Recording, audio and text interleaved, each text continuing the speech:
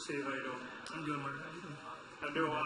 Looking at that play that you had, Coach said he's going to talk to you about some of the plays that you need to do and get better at, but go into that one touchdown play and then some of the plays that maybe you're thinking about after. In the beginning of the game, it just was like a blocking. It was blocking first for me, but Coach Hicks, he actually preached it this week. I was in the weight room every week. He just said, get big, be physical. So I just was blocking out there, and then we were running the ball real good off of our block. So the outside routes ended up opening up, and it just worked out pretty good. Steve, back here, all the way back, over this way. There you go. How much did you guys feel kind of the energy shift in the huddle after the big touchdown early in that third quarter, and things kind of went all your way after that? It shifted pretty good. Grizz kicked off a huge touchdown that changed the momentum. And, when we ended up getting back the ball, we drove it down a little bit. And as soon when, the momentum shifted over when I scored, that was when, it just kicked off. We were just so hyped, and we were just looking forward to, the defense, because the defense played a heck of a game, credit to them. But we were just looking forward to the rest of the game after that. We knew that we had it.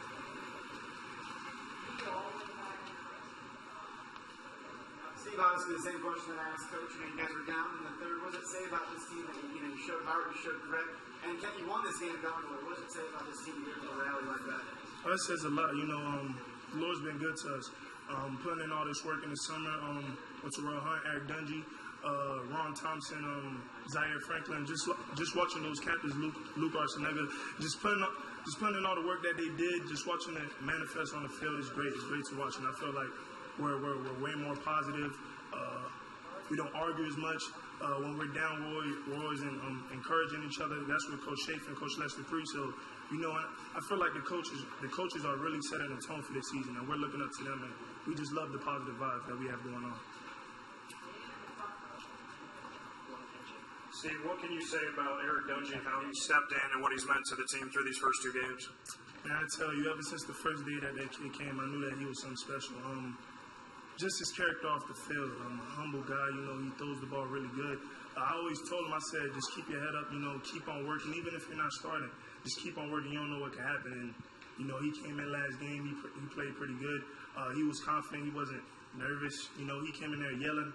I was sort of scared myself when he started yelling. But, he's a great person. I love the kid, and I'm just looking forward to continue growing with him and playing with him. Time for two more questions. Steven.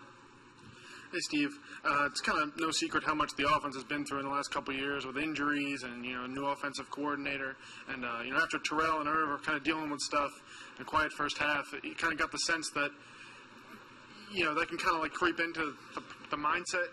What was that like? And then how did, those two big touchdowns from Eric maybe swing the kind of momentum, but also the mindset of the team, Just him as a freshman coming in and throwing those two touchdowns is huge, because most freshmen, they come in, a little starter. But by Eric coming in and having that much confidence really boosted up the team. Because, at Fort Drum this year, the soldier was telling us, he was he practiced 5 years, but then he ended up going to a real Army about it. But he said that he practiced for it, and, he was put in a situation that, it's real.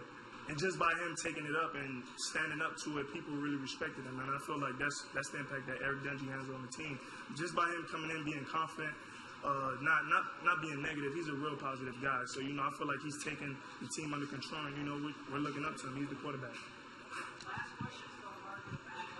Steve, again, it's been brought up already. You guys were 2-0 last year, and obviously after that, things didn't go so well. So how do you kind of keep this going? Just by staying positive, not changing, don't change. We've been working hard as a team, as a unit, staying positive. Even when things go wrong, just continue staying positive. I love what the team is doing off the field. We're being more polite to people. Not being cocky. We're being more positive. Helping out any people. We see somebody poor, we're gonna give them money, stuff like that. I feel like that really contributes to us on the field. And, everybody's just positive. Next week we have Central Michigan. We're looking forward to going 3-0. But we're just gonna let everything come to us. Not try to go out there and grab anything. Just be patient. Patience is a virtue. So we just let everything come to us and continue being humble and keep on going.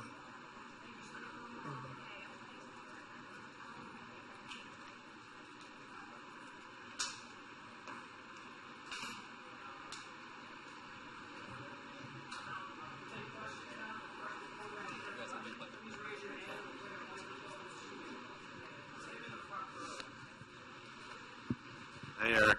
How's it going? First of all, how good are you at Madden?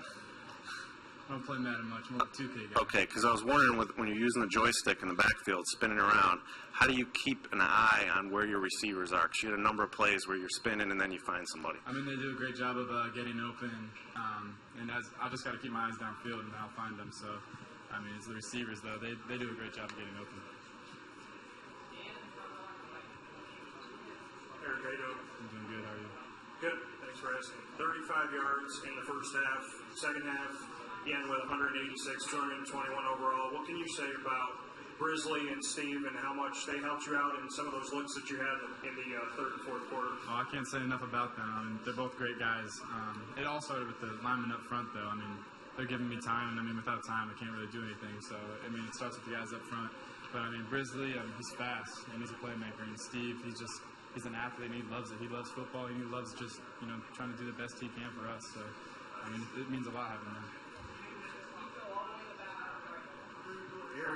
I just wanted to ask, in that third quarter, you guys are down kind of Coach and Steve this already, but, what's going through your mind and what was it that, went through your mind that made you guys rally and come back to win going away? I always just try to have a level head, but the guys, they do a great job of, keeping me up, you got this, so it's nice to have them, picking me up, but I always just try to keep a level head, try to keep my composure and do the best I can. And Coach Lester, Coach Furco, they're all talking to me, so they're really helping me out. And I mean, Coach Lester telling me, what he sees, other quarterbacks, Austin, Zach, they're telling me what they're seeing, so it really helps out.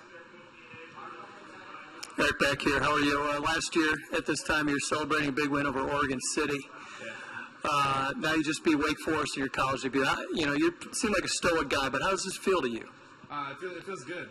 It's kind of surreal, but I'm just blessed to be here, and I'm so happy I chose Syracuse because I'm loving it here. Questions for Eric? Hey, Eric, Joe Manganello. Hey.